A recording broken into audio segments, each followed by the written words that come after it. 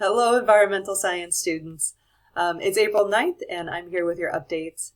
This is a little bit different medium, and I'm going to start trying to use this technology, so bear with me as I figure out how to do things. I just wanted to say hi, put a face to some of your updates, and also try something out so that I can start doing more sorts of virtual lessons that are asynchronous that you can access whenever you want. The cartoon that I'm sharing over on this side of my screen, I ran into this a couple of days ago, and I wanted, of course, to share it with you. I was in the classroom a couple times this week just packing things up and rescuing our fish Herb, and brought a lot of things home. And I was just struck with a profound sense of sadness in the abrupt way that our school year ended. And I just miss seeing everybody, and I hope that you're able to find some beacons of joy in your day. I hope you're getting outside, watching funny TV shows or movies, or just connecting with your community. I miss all of you, and I hope that we can all see each other virtually or at least connect over email. Let me go over some of the things that I think are important this week that I think you should pay attention to. The first thing is office hours. I've been trying to host office hours a couple of times a week. You don't have to attend office hours. Let me know if the times are or are not working for you. But overall, the purpose of office hours are for you to have an opportunity to have your questions answered directly by me.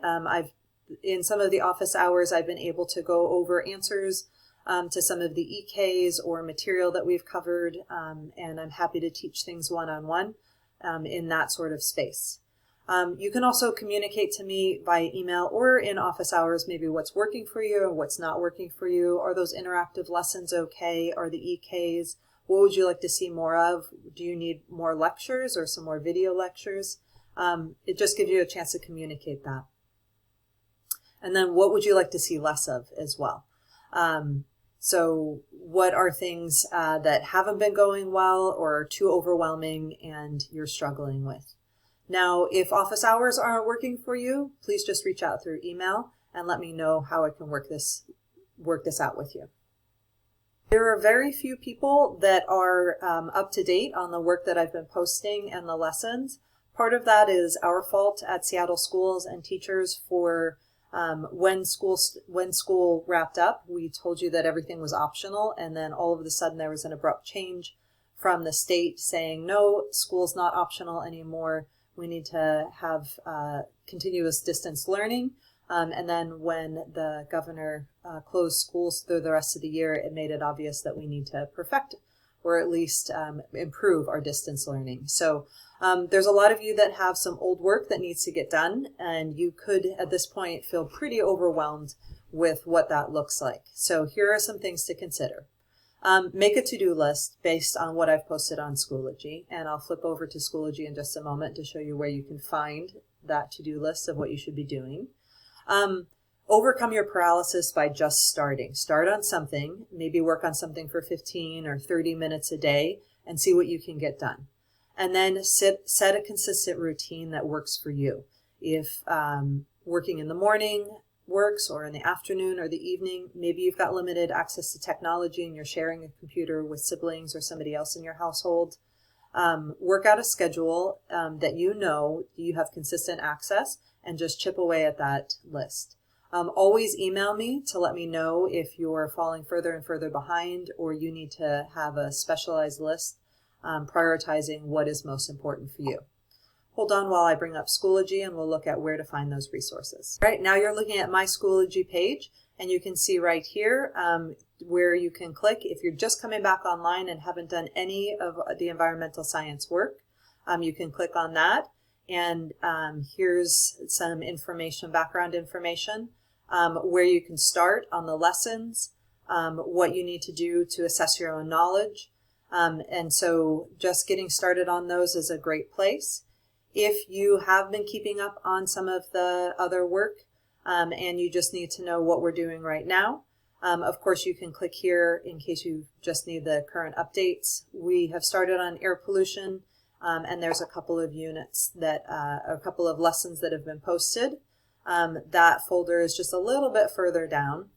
And you can see that there's a README file that will tell you kind of how to work through different things, and then various files. I've posted 2 weeks worth of lessons on air pollution, starting with working through EKs 4.4, 4.5, and 7.1, starting an interactive lesson. And then when you come back from spring break, we're going to finish up some air pollution basics. You can do a check for understanding, interactive, and a personal progress check. One of the things that I've been working on really hard while we've been outside of school is giving you individualized feedback on the practice FRQs. I found this funny cartoon that kind of iterates some ways that we feel about turning in work, and I want to know that I want you to know that I've been conscious about actually reading everything that you've been turning in and giving you really critical and pointed feedback to help you improve your writing skills and improve your content knowledge expression.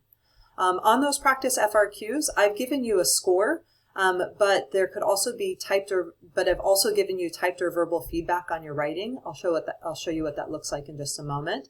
And I really want you to view or listen to that feedback.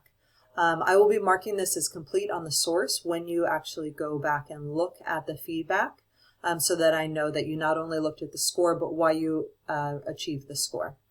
And I have made at least one video so far that reviews some of the material and common mistakes, and also talks about how to improve your writing on FRQs.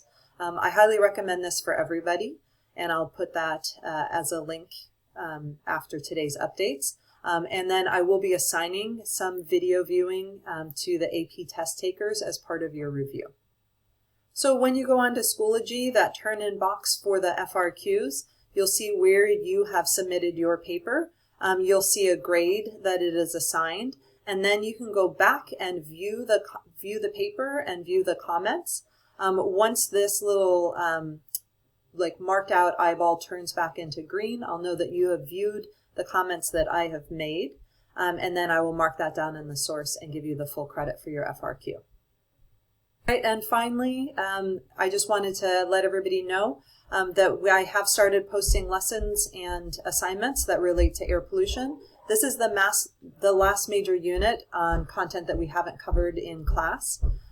This week covers the air pollution basics. There's some EKs and interactive assignments. And then coming soon, over spring break, I'm going to record some virtual labs that we would have done in class. They'll be around exhaust and kind of exhaust problems on acid deposition, and also address some solutions to air pollution. All right, I hope that you don't mind my video updates, and I hope to see much more of you soon. Bye.